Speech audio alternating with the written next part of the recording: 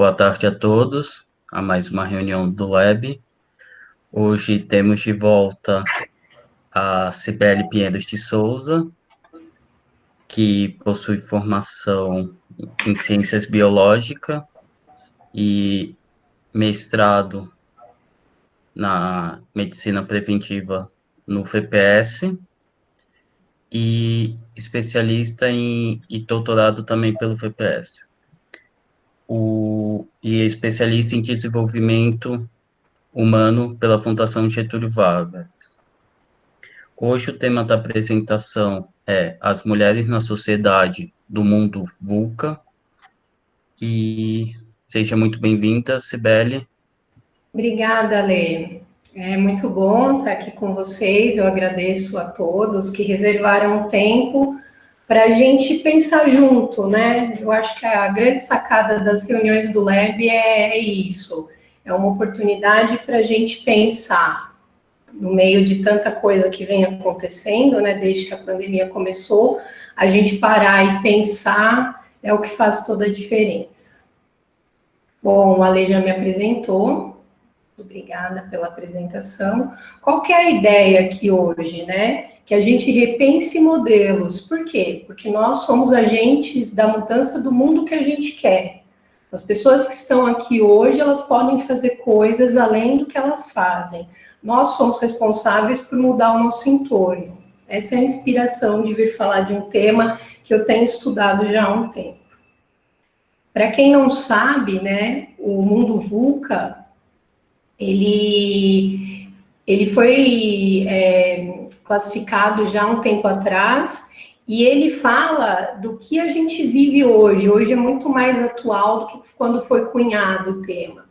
Ele fala da volatilidade do que a gente vive, das incertezas, das complexidades e da ambiguidade dos cenários. Eu coloquei essa pintura do grito, que eu acho que é isso que causa, né, o mundo atual para nós. E vamos lá, né? Aqui tem um gráfico bem interessante para deixar a gente mais a par disso. Complexidade, por quê? Porque são muitas variáveis para tomada de decisão. Volátil é a velocidade da nossa mudança. Qualquer movimento, você perde ou ganha mercados, oportunidades na vida. Ambíguo, porque falta clareza sobre o significado desses eventos. A pandemia mostra isso muito claro, né? Negócios extremamente estabelecidos foram perdidos, enquanto que outros foram criados. E a incerteza, né? Que é a falta da clareza, não só do momento presente, mas quanto do futuro próximo, né? A gente não sabe o que está por vir de fato depois do Covid, né? Bom, só para contextualizar um pouco, né? Em 1991, todas as mulheres... Desculpa, em 1900, todas as mulheres no Brasil, elas eram analfabetas. E em 91 anos, nós passamos o grau de escolaridade em relação aos homens. E no século XXI a gente conseguiu, né, tudo isso sem nenhuma política pública. Isso é super importante, porque quando a gente pensa no que está acontecendo hoje, a gente precisa olhar para o que já aconteceu. Esse é o reflexo, né, desse gap de tempo em relação ao lugar que a mulher ocupa na sociedade quando a gente compara ao lugar que o homem ocupa na sociedade. Quando a gente pensa em escolaridade versus salário, hoje nós no Brasil temos mais escolaridade que os homens, só que a gente ainda vive um desequilíbrio salarial. E, para arrebatar, nós temos 5 horas a mais de jornada diária, que significa o cuidado com a casa e com o trabalho, ou seja, a mulher ela tem uma jornada dupla. Somando isso à semana, a gente trabalha 22 horas a mais que um homem. Depois de todo esse tempo, né, discutindo o papel das mulheres e querendo, né, colocar políticas que apoiassem isso, a ONU criou o ONU Mulheres. Para quê? Para empoderar as mulheres, né, descobrir o que estava acontecendo para apoiar esse empoderamento na indústria brasileira. A ONU traz 7 princípios. O primeiro é estabelecer liderança corporativa de alto nível para a igualdade de gênero. O segundo é tratar todos os homens e mulheres de forma justa no trabalho. Isso significa respeitar e apoiar os direitos humanos e entender quando acontece discriminação e tratar, né, essa questão. Garantir saúde, segurança e bem-estar de todos os trabalhadores e trabalhadoras. O quarto princípio, promover a educação e a formação e o desenvolvimento profissional das mulheres. O quinto, implementar o desenvolvimento empresarial e as práticas da cadeia de suprimentos e de marketing para empoderar as mulheres. O sexto, promover a igualdade através de iniciativas de defesa comunitária. E o 7, mediar e publicar os progressos para alcançar a igualdade de gênero. Hoje, se a gente for pensar, qualquer vaga que estiver disponível no site de trabalho, ela vem lá com todas as qualificações que ela precisa. 9 homens aplicam para essa vaga com 60% das qualificações que são exigidas. Em contrapartida, só 4 mulheres fazem essa candidatura com 100% dessas qualificações.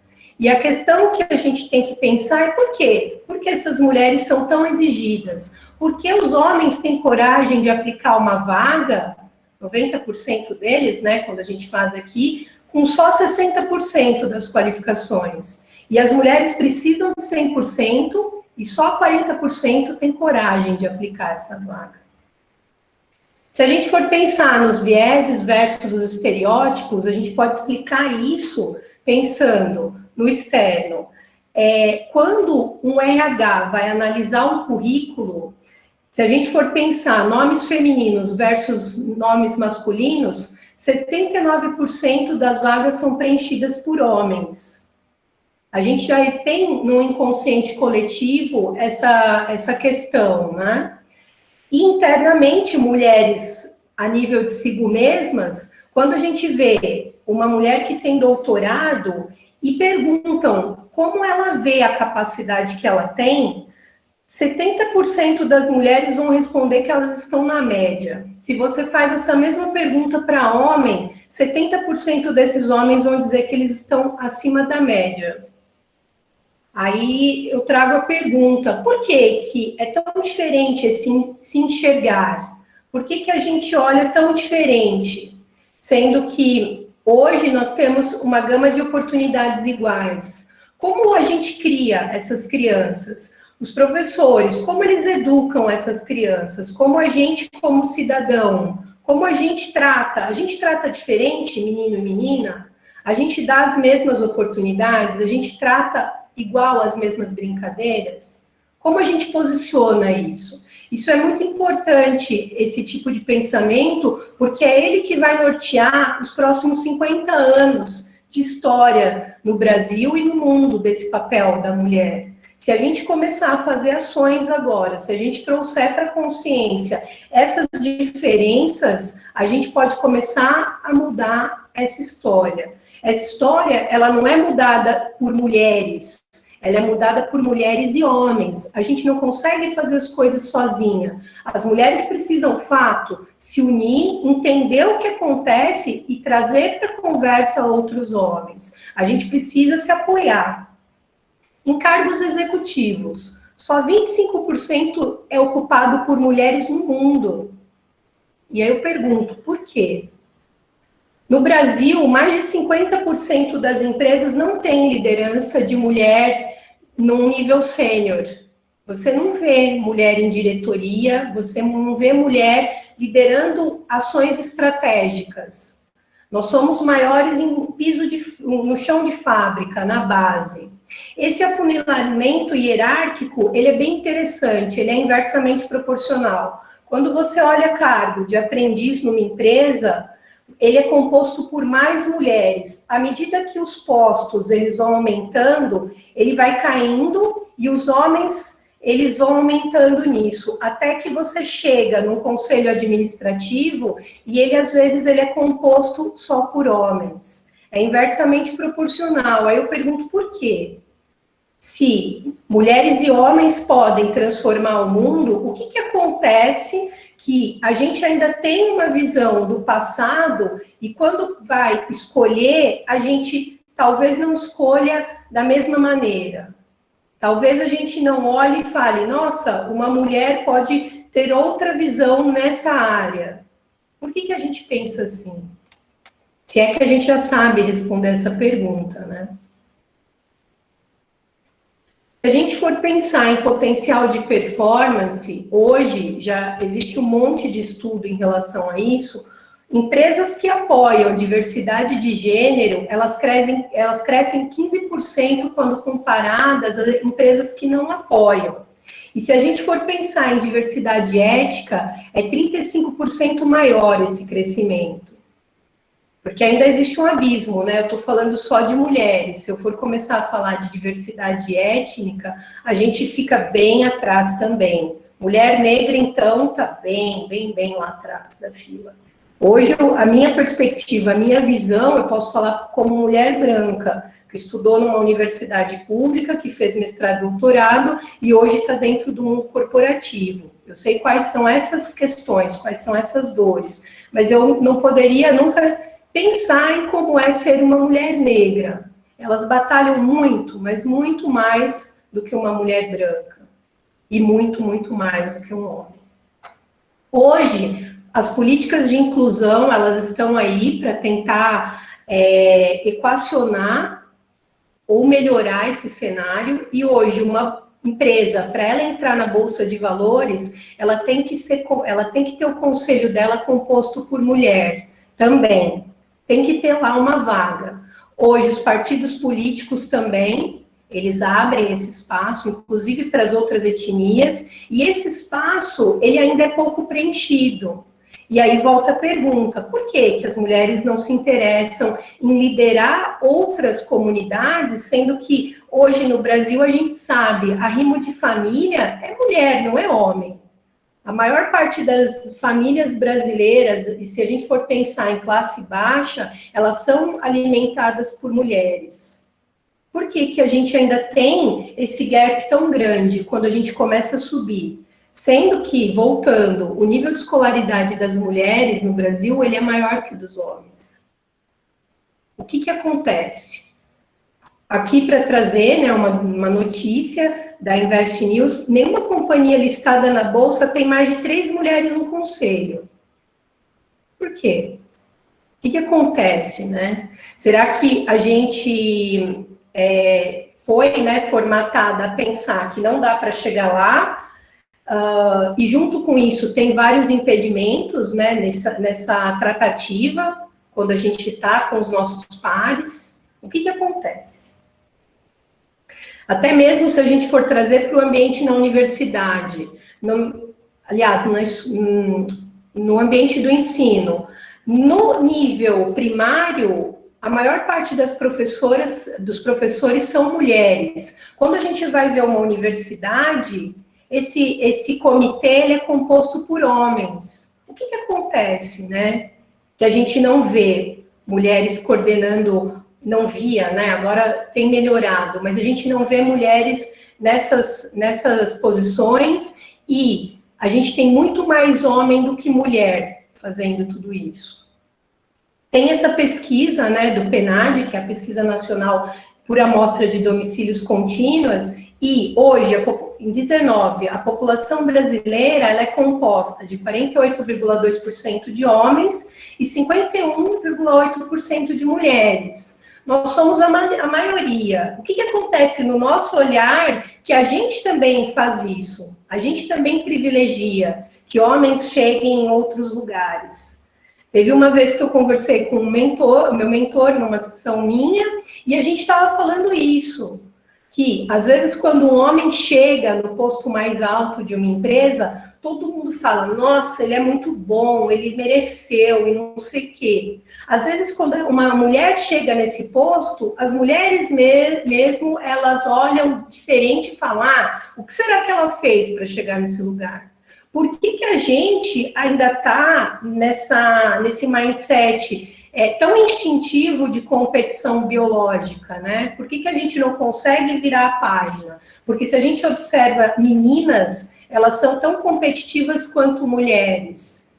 Eu, no mestrado, falava para um amigo meu que o mundo era das mulheres, tal, e um dia ele falou para mim uma coisa, assim, perfeita. Ele falou, Sibeli, o mundo não é das mulheres porque vocês não têm capacidade de se unir. E eu gostaria de trazer isso aqui para a gente perceber isso. Por que que a gente também olha diferente para outra mulher que chega? Porque a gente não consegue ter compaixão. Nós somos a maior parte da população desse país. A gente faz um monte de coisa, a gente tem um monte de capacidade. Por que que a gente também trata dessa maneira, né? Essa foto, né, foi algo super inusitado no mundo dos negócios. Essa CEO, ela foi a primeira CEO capa de uma revista de negócios grávida. Já tinha acontecido mulheres sendo capa de revista de negócios, mulheres grávidas que mandaram a foto de quando elas não estavam grávidas para pousar na revista. E aí eu pergunto, por quê? Uma mulher grávida, ela não pode ser CEO? Uma mulher grávida, ela não pode galgar um lugar? É sábio que quando uma mulher fica grávida, ela começa a ter experiências em outros níveis de cuidado, ela tem outras visões. Essa mulher, quando volta da licença maternidade, ela tem outros poréns para trazer para essa corporação, para esse instituto de pesquisa, para essa universidade. Por que que a gente mesmo, né, não acha que não é ok pousar grávida numa revista de negócios, sendo que a gestação ela faz parte da vida de homens e mulheres? Então, para a gente começar a pensar o que a gente faz no nosso dia a dia, o que a gente pode mudar e melhorar, né? Se nós somos agente de mudanças. Por que não é comum uma CEO grávida? Por que não é comum uma mulher grávida voltar de licença maternidade e ser promovida? Por que a gente acha que esses gaps são impeditivos de outras coisas? Sendo que ser pai e mãe... ter um filho faz parte da vida de homens e mulheres que escolhem ter ou não filhos, ou são escolhidos, né, quando não é planejado. Por que só a mulher fica atrás? A Unilever hoje ela é a melhor empresa no Brasil para uma mulher trabalhar. E ela está super vanguarda, né? Ela mudou totalmente a maneira de pensar. Ela tem uma área produtiva só de mulheres, um setor produtivo que só tem mulheres. E essas duas diretoras de RH, elas ficaram grávidas e dentro da licença maternidade elas estavam com a preocupação de como seria voltar. E juntas elas pensaram, a gente pode ser responsável por esse setor, por essa área juntas. E elas fizeram a proposta para a Unilever e a Unilever aceitou. Cada uma trabalha 3 dias por semana. Então, assim, é possível, o salário não caiu, não aconteceu nada, e a Unilever está lá para provar que sucesso e mulheres na liderança combina, da samba. Bom, como que a gente faz para mudar tudo isso, né? O que eu tenho visto que funciona são redes de apoio, né? Primeiro a gente traz uma mudança de mindset, que os homens e as mulheres da sociedade, eles vão fazer isso juntos. A gente apoia essas mulheres, a gente não se deixa colocar em caixas e não coloca mulheres em caixas. Sabe, é muito natural a gente às vezes ouvir, né? Ah, ela é bonita, mas ela não é inteligente. Ah, ela é isso, mas ela não é aquilo. Tanto homens e mulheres podem ser todas as coisas. A vida é bem longa e dentro do mundo VUCA cabe espaço para a gente ter novas profissões, pensar novas coisas. Então, toda vez que a gente se coloca numa caixa, é como se a gente morresse para algo novo, para uma oportunidade. E toda oportunidade é um desafio de ser melhor, de fazer mais. E a gente já sabe, né? Mas eu vou falar. Mulheres são capazes de fazer o que bem quiserem, né? A gente vê que tanto um homem quanto uma mulher, eles podem fazer as mesmas coisas. Quantos homens cuidam da casa enquanto a mulher vai trabalhar? Hoje, no mundo VUCA, no que a gente está vivendo, a ideia é calibrar o olhar para novas visões. A gente, um cara que quer ficar em casa enquanto a mulher trabalha, tá tudo certo. A mulher acha que naquele momento ela quer ficar na empresa, tá tudo certo. A pandemia trouxe isso, né? Quando você vê as pesquisas, muitas mulheres vão preferir adotar home office em casa para partilhar mais da educação dos filhos, porque essas crianças vão formar, crianças e adolescentes vão formar a sociedade que a gente vai ver daqui a um tempo. E se elas não tiverem atenção, se elas forem criadas por babás, por escolas, tudo vai ficar muito pobre, né? É a gente terceirizar a educação de novos seres humanos para outras instituições, e essas outras instituições, muitas vezes, elas estão preparadas para fazer essas crianças passarem no vestibular. Hoje, a criança com 3 anos, ela precisa ser bilíngue, ela precisa fazer um monte de coisa, só que ela precisa entender que ela é capaz de fazer qualquer coisa e que eles podem se respeitar. Que a gente não precisa ter tag, a minha amiga negra, a minha amiga gorda, meu amiguinho pobre. Não faz sentido ter essas tags. Quando a Germana fez, né, a divulgação, tinham 2 mulheres em cima do foguetinho. E eu falei assim, não, Germana, vamos colocar mais coisas aí. Vamos colocar homem, vamos colocar criança, vamos colocar bicho. Isso é a vida. A gente trata de outras coisas. Aí ela falou assim para mim, não tem uma criancinha, posso pôr uma mulher grávida? Eu falei, com certeza. Por que uma mulher grávida não pode fazer as coisas? Da onde a gente tirou isso?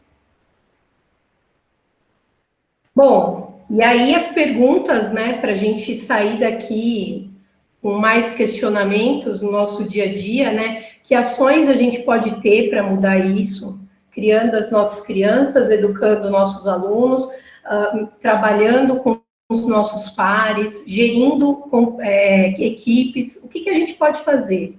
E para isso, né, quais competências a gente precisa trabalhar?